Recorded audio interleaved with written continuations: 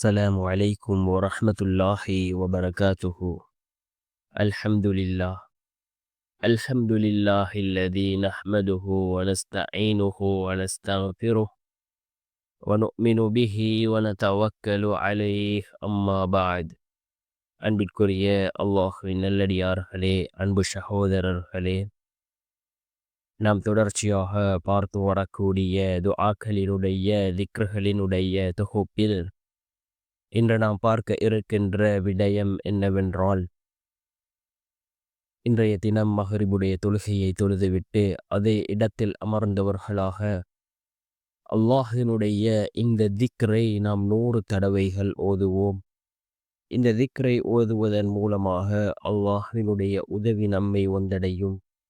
அதே போன்று நம்முடைய எல்லா நிலைமைகளையும் அல்லாஹ் சீராக்கி தருவான்.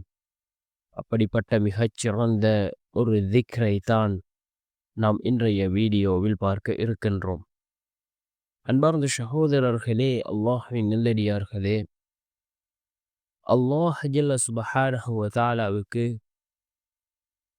அழகிய 99 திருநாமங்கள் இருக்கின்றது.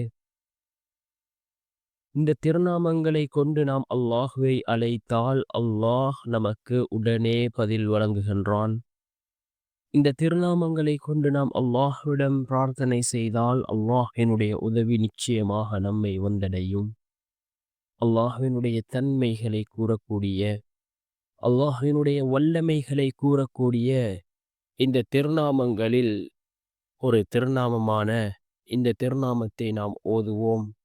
இது மிகவும் சிறந்த ஒரு திருநாமமாக இருந்து கொண்டிருக்கின்றது. என்னவென்றால், யாதல் ஜலாலி வல் இக்ராம். யாதல் ஜலாலி வல் இக்ராம் என்ற இந்த திருநாமத்தை நாம் ஓதுவோம். இதனை ஓதுவதன் மூலமாக அல்லாஹினுடைய நேரடி உதவிகளை பெற முடியும். நம்முடைய எல்லா காரியங்களிலும் அல்லாஹ் நமக்கு வெற்றிகளை ஏற்படுத்தி தருவான். அந்த காரியங்களை அல்லாஹ் சீராக்கி தருவான், இலகுவாக்கி தருவான்.